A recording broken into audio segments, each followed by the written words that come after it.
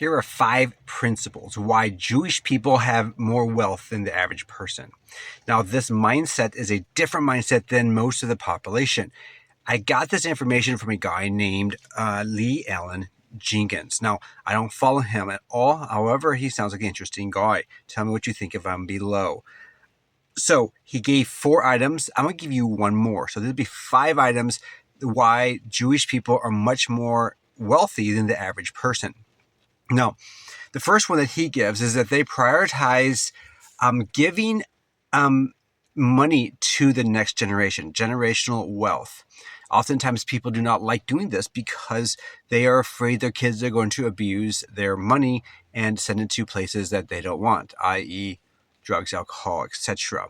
However, if you are training your kids well, I'm not 100% sure why this is an issue. We'll get back to this one a little later. But this generational wealth issue is kind of huge. It goes back to the biblical principle found in Proverbs 13:22, that talks about giving inheritance to your offspring. This is very important. Now, next item, number 2, he talks about giving appreciating assets as gifts instead of depreciating assets. What's he mean by this? That means things that have value. So if you go and have a wedding and everyone brings you gifts of like plates and dishes and towels and stuff like that, those are depreciating assets. But if you give the next generation, the next married couple, something appreciating, such as some sort of stocks or cash is not really appreciating, but cash is very liquid, that you can actually invest in stuff right off the bat. So if you give people this, they can actually do something with it and actually create more wealth with that. So give gifts that are appreciating, not depreciating. Now, I never heard that one before, and I think that's really cool. Expectation of wealth in the Jewish families is quite common. It's much like other Asian families. It is common that you get a good job and have some money. There is this issue within Christianity where people often take Jesus' words as meaning that we should live in poverty. Now, there is a definitely a encouragement for wisdom, money, and non-love of money. There's this old Bible verse that says the love of money is the root of all evil. It doesn't say money is the root of all evil. It says the love of money is the root of all evil.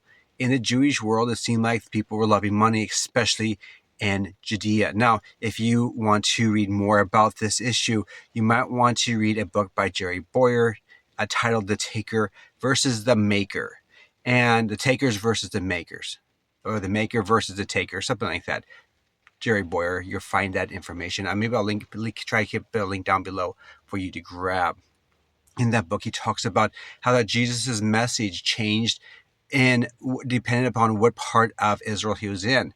In the parts of Israel where people actually loved money, especially in those areas where there was a lot of power, i.e. governmental power, religious power, there was a lot of riches going on as well. And those riches came about by unethical means. For example, the great example of the widow who gave 2 mites, he said, hey, she gave more than everyone else because she gave all that she had. Well, if you just look in the context, he's talking about how that people are pretty much taking money from the widows. So if you want to look that up, that's quite interesting. All right. So money in itself is not wrong. Wealth in itself is not wrong. It's just ill-gained wealth is wrong. And if you love wealth, but what you do with the money that God gave you to handle, you are his steward. It's not necessarily your money, it's God's money, and you need to use it wisely.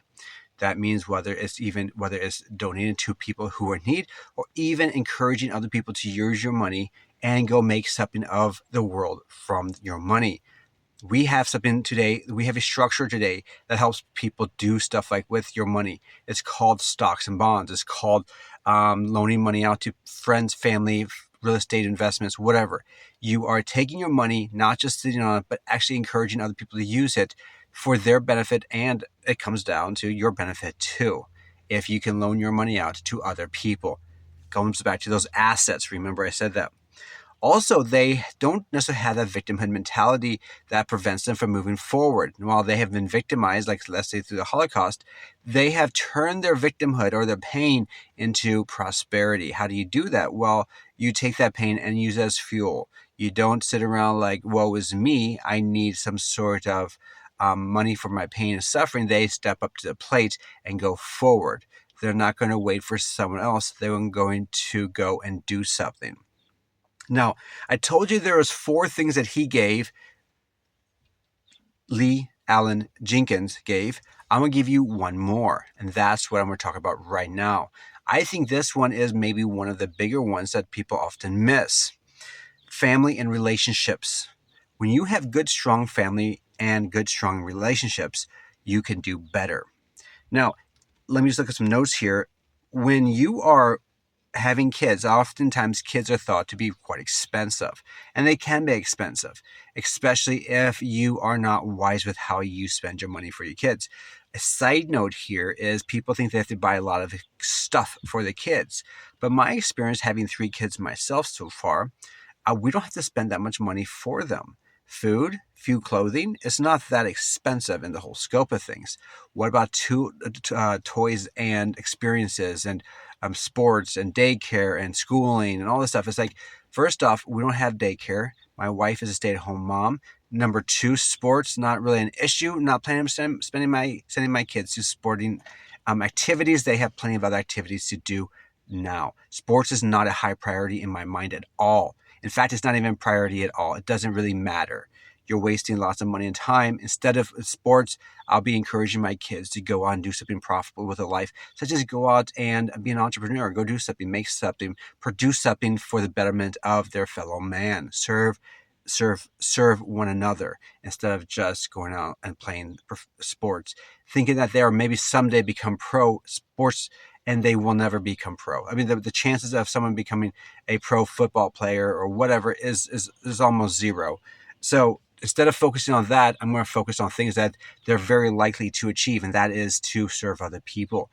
And by doing that, they can actually make a decent living. Second thing is marriage. If you get married and have kids, if you get married, you will do well on average. Now, there is a study that was done years ago. I remember reading that if you wait until you are 18, graduate from high school, get married, and then have kids, the not guaranteed, but it's almost guaranteed that you will hit the middle class in the United States. Now, this is just for the United States, but I don't see why this is not the case for across the board through other countries as well. If you are in a strong family relationship, if you have a strong family, get a good full-time job, and are producing something for other people, you can hit the middle class. Now, if you want to go one step farther, start investing and start your own business, a good business, not like restaurants and stuff like that. Those usually do pretty poor. But there's a lot of good businesses out there that you can either start or participate in, such as franchise or other investments. Also, a married person on average makes about the mean on average, I forget exactly what it was now, but it's very common for a married person to be making $73,000 a year versus a single person making only $56,000 a year. So just by being married, the chances of you making more money goes up. Interesting, huh? Also, if you are married as you get older and you're age 65, you will have on the mean 65-year-old who is married or a couple is married will have, or let's just say individual, will have about 50% more wealth. I think I was reading someplace that is that the mean for a 65-year-old person who is single will have about 200,000 versus 600,000 together in a married couple.